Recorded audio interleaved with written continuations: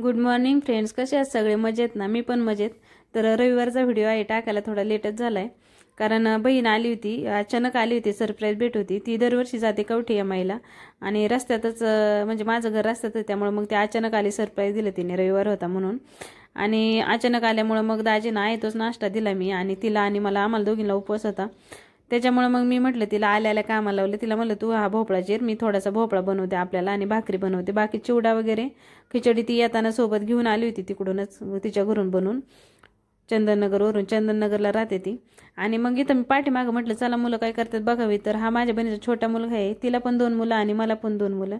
आणि ह्या छोट्या मुलाला पाहिलं ना, म्हणजे राजवीर नाव आहे त्याचं, राजवीरला पाहिलं ना तर मला त्याला चावायचा मूळ आवरत नाही, खूप क्यूट आहे तो. आणि मग मी त्याच्यानंतर आम्हाला सगळ्यांना इथं चहा ठेवला आणि सगळ्यांनी मस्त गप्पा मारत वगैरे चहा घेतला. आम्हाला दोघींनाही 2-2 मुलं आणि मुलींची दोघींनाही प्रचंड हौस होती, पण आमच्या नशिबात काही मुलगी नव्हती.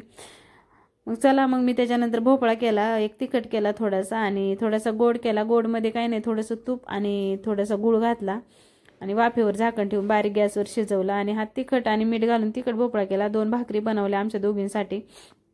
तोपर्यंत बघा आयुष केक खात होता, त्याच्या मावशीने आणला होता त्याच्यासाठी. आणि तर सार्थकची इस्त्री झाली होती, त्याला मावशीसोबत जायचं म्हणून तो आवरत होता पटापट.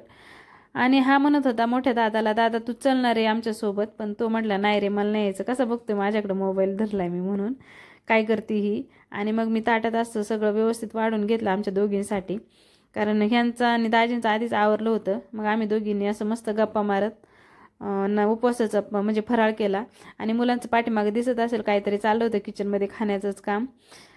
आणि मग आता काय सांगू, बहीण ही काय असते, तर बहीण म्हणजे अगदी आपल्या काळजातील व्यक्ती म्हणलं तरी चालेल ना. माझी बहीण माझ्या काळजातलीच व्यक्ती आहे. सगळी सुख दुःख मी सगळे शेअर करते तिच्यासोबत. माझी बहीण माझ्यापेक्षा लहान आहे, खूप मॅच्युअर आहे ती, खूप समजदार आहे. आणि तिचंही माझंही तिच्यावर प्रचंड प्रेम आहे आणि तिचंही माझ्यावर खूप प्रेम आहे. आमच्या दोघींसाठी आम्ही दोघी म्हणजे एकमेकीसाठी सर्व काही आहे असं म्हणलं तरी चालेल. माहेरची जवळची व्यक्ती माझी बहीणच आहे. आणि त्याच्यानंतर आवरल्यावर निघाली ती मंदिरात तिकडे जाण्यासाठी. मग मी तिला हळदी कुंकू लावलं आणि मग मी मोठी बहीण म्हणून माझ्या पाया पडत होती ती. आणि त्याच्यानंतर मला मेकअप सेमिनारसाठी जायचं होतं. मग मी अशी काही घरीच रेडी झाले. तर कसा वाटतोय लुक? पहिल्यांदाच केला होता ते कमेंटमध्ये सांगा. चॅनलवर नवीन असाल तर चॅनलला सबस्क्राईब करा. Bye bye.